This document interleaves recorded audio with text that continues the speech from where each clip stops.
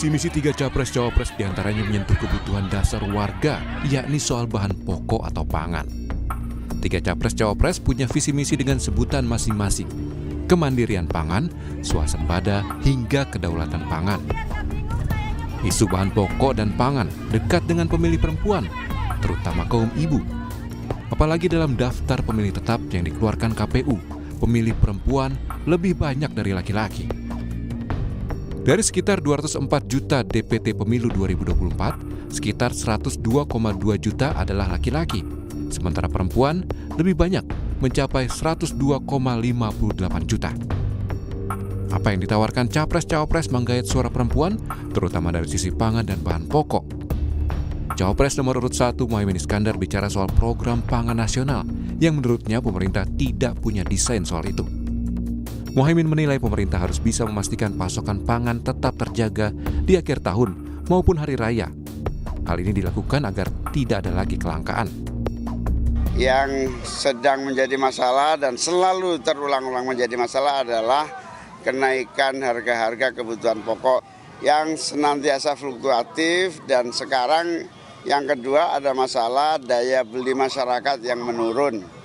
Nah, 2 problem ini kita akan atasi dengan 2 hal. Yang pertama, kita harus punya stok pangan yang memadai dengan cara apa?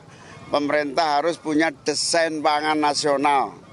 Triwulan pertama, kedua, ketiga, keempat harus sudah didesain dengan baik. Sehingga tidak akan ada kelangkaan, sehingga produksi juga terus terjaga dan daya beli masyarakat bisa terjangkau. Dengan desain pangan nasional maka akan mengurangi sekecil mungkin impor, syukur-syukur impor pangan sampai pada titik nol. Sementara Cawapres nomor urut 2 Gibran Rakabuming Raka mendorong warga belanja di pasar tradisional yang bisa membantu perekonomian. Gibran juga berkomentar soal kenaikan harga bahan pokok menjelang akhir tahun yang merupakan hal biasa. Gibran berharap di awal tahun harga bahan pokok dapat turun. Mungkin akhir tahun ya, akhir tahun. Tapi yang jelas karena ini sudah mendekati akhir tahun, kita dorong semua warga untuk belanja di pasar tradisional ya. Kita ramein. Sementara pengamat politik Ujang Komarudin menilai kampanye yang secara khusus merangkul kaum ibu sangat perlu dilakukan dengan cara yang humanis. Ya tentu ini menjadi, saya sih melihatnya sebagai sebuah prioritas karena jumlahnya yang besar gitu ya. Lalu juga tadi sifatnya yang lebih loyal, lebih setia, lebih militan begitu.